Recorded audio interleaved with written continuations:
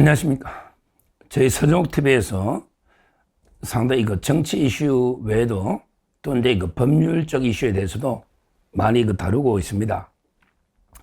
어제는 이제 제가 삼성가의 이무재 이분이 이부진의 전 남편이죠. 근데 이혼 후에 무속인 연인하고 이제 무속인하고 같이 살면서 무속인의 범행, 즉 80대 노인을 감금하고 무속인의 범행에 가담한 혐의로 무속인이 징역 6년을 받고 이무재는 이제 징역 1년 법정 구속이 됐다. 그리고 이제 컨테이너 박스에 월세도 없는 참 이게 비참하게 생활하고 있다. 이런 이제 법적 이슈를 이무재 어제 좀 다뤘고요.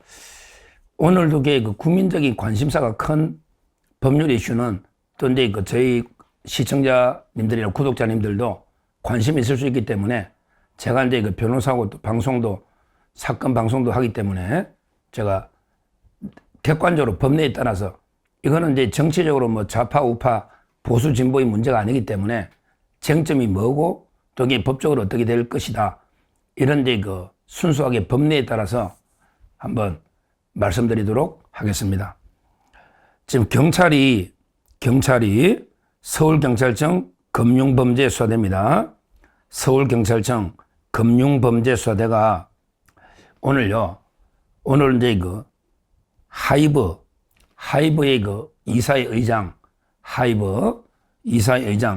방시혁에 대해서 이제 구속영장을 신청했다. 이런 데 보도입니다. 혐의는 뭐냐? 혐의는 이제 사기적 부정거래의 혐의다. 사기적 부정거래. 그럼 이게 어떤 사기적 부정거래냐? 이런 내용입니다. 방시혁 의장이 오래됐죠. 2019년인데요. 2019년 기존의 하이브 투자자들, 하이브란 게 방탄소년단 BTS, 거기에 이제 소속된 기획사죠. 실제 2019년에 상장하기 전에 하이브가 상장하기 전에 투자자들이 있을 거 아니에요. 그 사람들한테 IPO 전에 상장 계획이 없다. 실제 상장하기 전에 상장 계획이 없다고 속인 뒤에 그 다음에 자신과 관계에 있는 사모펀드가 설립한 특수목적법인 SPC라고 그러죠. 사모펀드가 설립한 특수목적법인의 지분을 팔도록 한 혐의.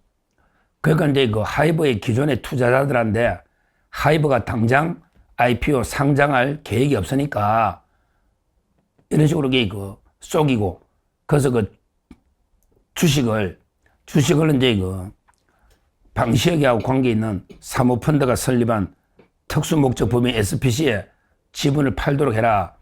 그러니까 이제 투자자들이 당장 하이브가 상장을 안 하는구나.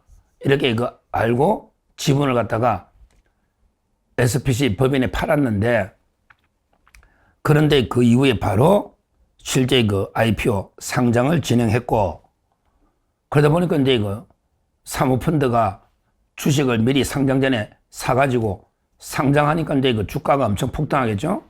따라서 이제 사모펀드가 엄청난 돈을 벌었고 거기에 방시혁이가 사모펀드로부터 차액의 30%를 이게 받기로 했다.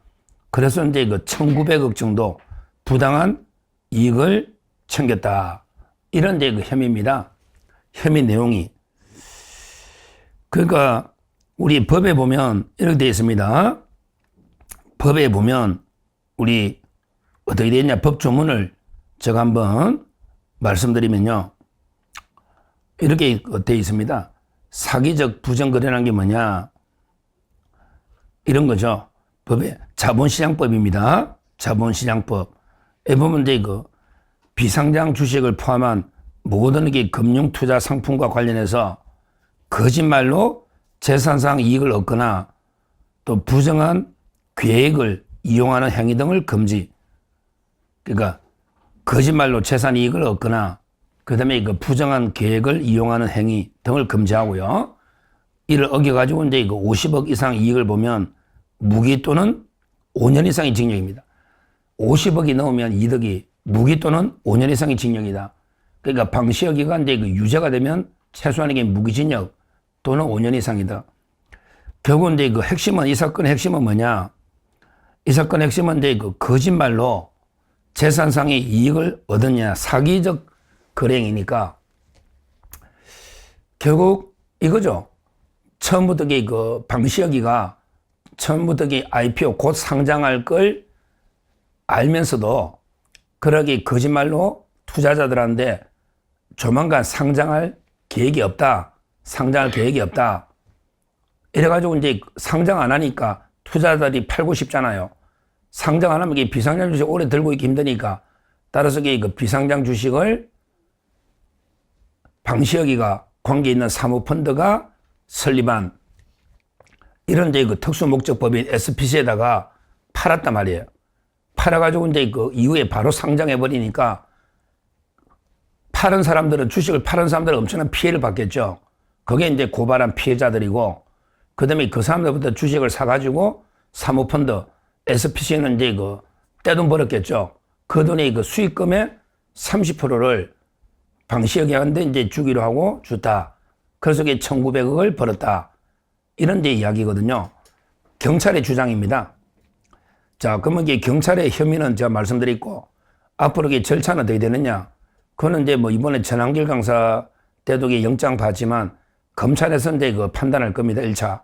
검찰에서 판단해서 방시혁 측을 뭐 면담을 하거나 판단해서 이제 그 해명을 들어보고 구속영장을 발려할지 아니면 이게 법원에 청구할지 검찰에서 1차 판단을 하고요.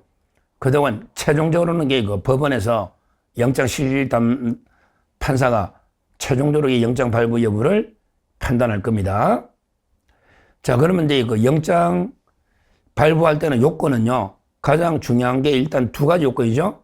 범죄 혐의가 소명이 되느냐, 그 다음에 그 증거인멸 또는 도주 우려가 있어야 되는, 둘 다 있어야 되거든요. 그러니까 증거인멸 또는 도주 우려, 요거는 둘 중에 하나만 있으면 돼요. 5할. 증거인멸이나 또는 이게 도주 우려나 둘 중에 하나만 있으면 되는데, 문제는 이제 요거, 반드시 요게 필요한 거예요. 그러니까 중대한 범죄 혐의가 소명되고, 첫째 요건, 구속. 범죄 혐의가 소명되느냐, 이게 따져보고, 두 번째 요건이 증거인멸 또는 도주 우려입니다. 둘 중에 하나만 있으면 구속이 되는 거예요. 그러니까 결국에 방시혁이가 뭐 도망갈 염려는 없다. 모르죠, 그거는. 지금 미국 대사관에서 출국 금지를 풀어달라 했거든요. 미국 대사관에서 왜 방시혁이 미국에 BTS 공인하니까 출국 금지가 돼 있거든요. 지금 몇 년째 조사하고 있잖아요. 그러고 이제 이거 5번 소환 조사해서요. 따라서 뭐 미국 가버리면 도주 우려가 있다고 볼 수도 있고, 또는 그 증거인멸 부인하니까 볼 수도 있고, 하여튼 그 증거인멸 또는 도주 우려 중에 하나가 있어야 되고요. 그 다음에 그 핵심은 앞부분에 과연 이게 범죄 혐의가 소명이 되느냐, 이게 더 중요한 요건이다. 이렇게 봅니다. 결국 제가 이제 보는 시각은요, 냉정하게 보면 이게 그 사기적 거래행위라는 거거든요. 사기라는 게 고의성이 있어야 되는 거예요. 고의성이. 따라서 그 방시혁이가 처음부터 곧 상장하려고 마음을 먹고 상장할 걸 알면서 마치 그 상장이 아직 한참 상장 시기상조 아직 상장이 어렵다. 상장은 시간이 걸린다. 이래가지고 그 본인이 고의로 거짓말을 해가지고 거기에 속은 투자자들이 주식을 싸게 그 방시혁 관계 SPC 법인에 팔았느냐. 그게 그러니까 처음부터 고의가 있느냐, 사기에 고의가 있느냐. 그리고 이제 그 상장 안 한다는 좀 상장이 늦어진다 해서 그 때문에 주식을 팔았는데 거기에 인과관계는 있는가, 인과관계는 있느냐, 이런 게 큰 쟁점이 되는 거예요. 그러니까 이럴 수 있잖아요. 방시혁이도 자기가 볼 때 상장이 좀 시간이 걸리겠다, 상장이 쉽지 않다고 해가지고 솔직하게 상장이 좀 시간이 걸린다고 했는데, 근데 자기하고 예상과 다르게 상장이 빨리 됐을 수도 있고요. 그러면 이게 고의가 없잖아요. 그게 아마 그 첫째 큰 쟁점이에요. 그러니까 상장 시점을 아예 고의로 쏘겠느냐, 아니면 이게 그냥 고의가 아니고 예상과 달리 상장이 좀 지연될 거로 생각했는데, 근데 의외로 이게 상장이 빨리 됐다, 생각보다. 그러면 이게 고의가 있냐 없냐. 이게 첫째 쟁점이고요. 두 번째는요. 더 중요한 게 그 상장이 좀 늦어진 데에서 근데서 이 주식을 안 팔고 기다리는 사람도 있을 거 아니에요. 그러면 상장이 좀 늦어진다고 해서 주식을 다 팔지는 않거든요. 그럴 거 아니에요. 예를 들어 좀 더 기다릴 수도 있잖아요. 주식을 팔으라고 한 건 아니잖아요. 그런데 상장이 좀 늦어진다 하니까 또 이게 기존의 투자자들이 상장 늦으면 돈이 묶이겠다. 그래서 이게 주식을 팔 수도 있는 거니까 과연 이게 설령 기망이 있다, 쏙 있다 하더라도 그게 인과관계가 있느냐? 상장 시점을 쏙 있다 하더라도 고의로 그것 때문에 주식을 팔아가지고 손해본 게 있느냐? 인과관계 있느냐? 기망을 해도요. 꼭 기망하고 그 다음에 주식 파는 거하고 인과관계 있어야 되거든요. 그래야 이게 사기죄가 성립하는 거예요. 그리고 이제 그 세 번째는 방시혁이가 부당하게 이익을 또 이게 취했느냐. 왜냐하면 이게 그 30%를 받기로 한 게 어떤 이유로 왜 받기로 했느냐. 좀 이상하긴 하죠. 왜 특수목적법인 사모펀드가 돈을 벌었다 해서 근데 왜 굳이 이걸 방시혁이한테 30%를 주느냐. 이게 제일 좀 이게 이상한 부분이 해요. 제가 볼 때도. 그러면 이게, 야, 그렇잖아요. 사고 팔았다 해서 굳이 방시혁이한테 돈을 30% 준다? 이거는 잘 납득이 안 되잖아요. 그러면 이게 방시혁이한테는 상당히 불리한 부분이 되는 거예요. 30억을 받기로 한 거. 30%. 그게 1,900억이거든요. 따라서 이제 보니 방시혁이한테 불리한 부분은 무슨 이유로, 어떤 이유로 30%를 받기로 했는지 그 정당한 이유를 소명을 해야 된다고. 그게 안 하면 이게 또 의심받을 수 있잖아요. 내가 이게 이런 이유로 30% 받게 제가 방시혁의 변호인 의견서나 변호인을 충분히 본 건 아니기 때문에 지금 언론상만 제가 다 기사를 뒤져봐도 뭐 방시혁 쪽도 억울하다고 하지만 왜 30%를 받기로 했는지 정확한 납득이 될 만한 이런 이제 설명이 없기 때문에 그 부분은 방시혁이가 소명할 부분이고 왜 이상하니까. 그리고 이제 검찰이나 경찰에서는 이제 소명할 게 방시혁의 내면 속에 안 들어가 본 이상은 방시혁이가 진짜 이게 처음부터 상장이 빨리 되는 걸 알면서 고의로 늦다고 한 건지 아니면 이게 예상과 다르게 시점이 정해져 있기 때문에 그 내면의 고의를 과연 이게 어떻게 입증할지 그리고 이게 설령 또 이게 상장 시점을 약간 이게 쏙이 따더라도 그런 데서 이게 주식을 안 팔 수도 있잖아요. 더 들고 있을 수도 있지. 강제로 팔으라고 한 건 아니기 때문에 그 부분은 인과관계 있는가 이런 이제 쟁점들이 있습니다. 결론적으로 지금 이재명 정권의 경찰이 좀 일관성이 없는 게 이번에 뭐 광화문에 빗대서 공연할 때는 엄청나게 공무원들까지 동원해서 하더니 또 이게 방시혁이 굳이 과연 이게 도주할 것도 아닌데 또 이게 점검할 것도 아닌데 굳이 빠르게 영장을 청구하고요. 미국에서 이제 출국 금지를 요청하니까 또 이게 영장이 들어갔잖아요. 따라서 이게 뭔가 이게 쿠팡처럼 미국하고 또 이게 갈등이 있나 이런 생각이 들기도 하고요. 미국에서 출국 금지 요청하니까 바로 이게 또 영장을 친거든요. 그러면 이게 제 생각에 영장까지 칠 이유가 있나? 또 앞부분에 범죄가 또 이게 일견 소명대가 다툼의 여지가 있다 하더라도 뒷부분에 증거인멸하고 도주 우려가 둘 중 하나 있어야 되거든요. 근데 과연 방시혁이 여기가 하이버 이게 재산 갑부인데 재벌인데 과연 도망을 가겠나? 도망 안 갈 것 같단 말이에요. 그러면 이게 증거를 더 인멸할 게 있나? 그것도 아니다 말이에요. 이미 증거는 다 수집되고 5번이나 조사했단 말이죠. 그래서 이제 결론적으로는요. 결론적으로 제 느낌은 거의 아마 한 9대1 정도로 영장이 기각되지 않을까. 검찰에서 보안수사를 내려가 청구 안 할 수도 있고 또 이게 법원에서 기각되지 않을까. 저는 90% 이상 영장 기각의 한 표를 던지고 싶다. 그런 게 두 가지 이유인데요. 일단 이게 범죄 소명 부분에서 고의성 입증, 그리고 이게 인과관계 입증, 이게 좀 어렵고, 물론 30% 받게 된 건 불리한 부분도 있지만 사기죄 구성요건 입증이 쉽지 않다. 다툼이 있다. 이거 하나 하고요. 두 번째는 이게 또 하나 더 있는 게 도주 우려 또는 이제 증거인멸. 둘 중에 하나는 있어야 되는데 증거인멸할 것도 없고 도주 우려가 없다면 굳이 불구속 재판해도 되는데 구속 덥석할 이유가 없다. 특히 최근에 미국에서 출금 해제라 하면서 갑자기 이재명 정권의 경찰이 갑자기 영장을 청구한 게 조금 이게 모양새가 냄새가 난다. 이런 이야기입니다. 하여튼 저는 뭐 방시혁하고 일면식도 없고 아무 그쪽 관계도 없어요.